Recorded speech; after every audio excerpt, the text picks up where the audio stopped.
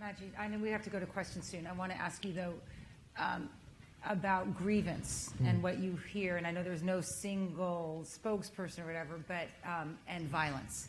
Because I think from the perspective of people who are from the United States who see what's going on in the world, the linkages between wrong linkages between the religion and the grievance that then leads to grievance of U.S. policy, grievance of Iraq, grievance of Afghanistan, whatever it is, to then violence seems to be a straight line.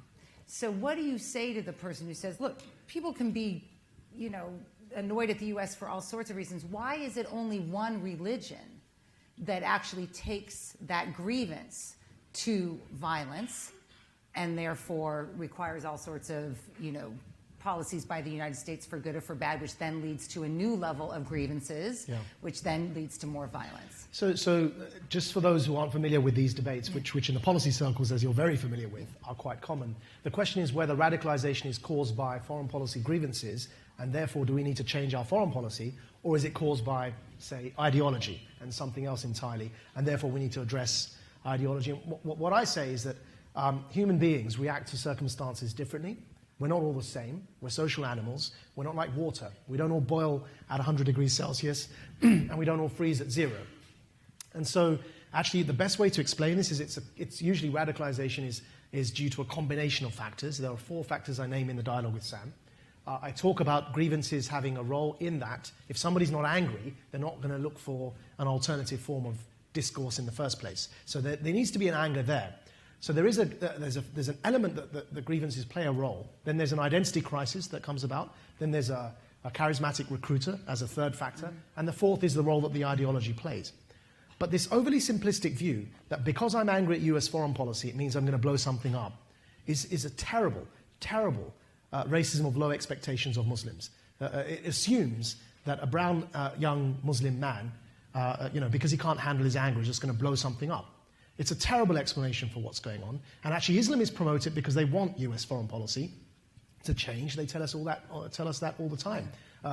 Bin Laden's speeches were all about changing policy towards the Middle East because he wanted to stop the support for Arab regimes so that he could overthrow them, as happened, eventually with the Arab uprising. So it's no surprise Islamists peddle this myth, but it's actually particularly worrying when those on my own political biases, the political center to center left, peddle this myth. Because the problem I have with it is the following. Look, I opposed the invasion of Iraq from a jail cell in Egypt. I've always been opposed to the Bush Jr.-led invasion of Iraq. But what I can't do is say that that's the reason ISIS exists. Of course, there's a contributing factor. We can't say that it's got nothing to do with it. But what I can't say is that that's the reason, that's the cause. Because if you think about it, you follow that logic through, why on earth are ISIS enslaving and raping Yazidi women en masse? What did these poor Yazidis do to anyone, anywhere? Which country did they invade? Or if you go to Afghanistan and look at the Taliban, what is forcing a man to grow a beard at the end of a lash of a whip, or forcing a woman to cover her face and her entire head, or stoning her to death because she's holding hands with the wrong person? What does any of that have to do with any invasion of any country? So there's something a bit more going on here, and it's too simplistic just to put all the blame on foreign policy mistakes. And of course, America, when it intervened in Kosovo to save the lives of Muslims, never got the credit for that. So this is a very simplistic worldview, and it needs to be challenged. Sam, picking up on Maajid's point, for a well-known atheist, why are you engaging in this conversation? I mean, what is it that would be, let's say I know you're not in politics, but that you would want to see change because of this conversation? Or is it just a good conversation to have? Well, I think this is the political and ethical problem of our time. In the largest, most generic sense, I think the contest between good ideas and bad ideas, and the contest between good methodologies at arriving at ideas and bad ones, I think that is the most important distinction to get right, both personally and at the level of societies. And religion at this moment has a monopoly on being able to promulgate bad ideas without the usual collisions with clear-thinking people in the world. There's a taboo against criticizing bad thinking, illogical thinking, false claims to evidence, false claims to knowledge. And I think this has just a destabilizing effect on human cooperation in general, because all we have is a choice between conversation and violence when things really matter. And when you're telling me that there's certain things you know to be true, but the way you know them is not based on any kind of publicly available mode of evidence or reasoning, and these things are not only non-negotiable, they're the most important principles in your life, this is intrinsically divisive. And this worries me across the board with all religion, but with certain religions, their commitments don't matter all that much. The fact that Jains won't kill animals and are rather dogmatic vegetarians, that's not a problem for anyone. And we're not going to see Jain terrorists insofar as they are. And this is why fundamentalism is a term of art and a red herring. The fundamentalism is not a problem if the fundamentals of your religion are totally benign. The crazier you get as a Jain, the less anyone has to worry about you. And that is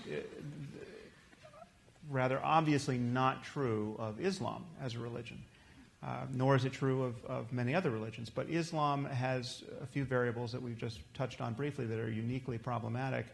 And if I could just touch on this notion of grievance that Maajid just discussed, I think we also have to admit that certain grievances really are just born of religion. They really are just theological. Mm-hmm. And if you push back hard enough on the theology, discredit the theology, that is what you need to do to contain the risk born of these grievances. And so, drawing cartoons about the Prophet Muhammad, right? Mm-hmm. Now, if I took out a piece of paper now and drew a cartoon, a stick figure, and said, "This is Muhammad," it's not implausible to worry that the rest of my life will just be this deranged attempt not to be killed by some religious maniac who thinks I have crossed a line there. There's only one religion on earth today that is doing that to people, and this is not based on U.S. foreign policy. It's not based on anything other than specific religious ideas. And that what liberals have, where liberals have grown confused on this topic is they think there's some tension between free speech and freedom of religion, whereas there's not. If your free exercise of your religion requires that I follow its precepts, that's not freedom of religion. That is theocracy. Mm. And there's nothing I could say on this stage tonight that infringes upon anyone's freedom of religion. There's nothing. People have the political freedom to practice whatever faith they want in this country, and we all, as just sane participants in a civil society, have to recognize that all of these religious ideas have to be on the table to be criticized, mocked, satirized, and that has to be the line between free speech and its erosion. That, for me, is the most crucial line to be very clear about.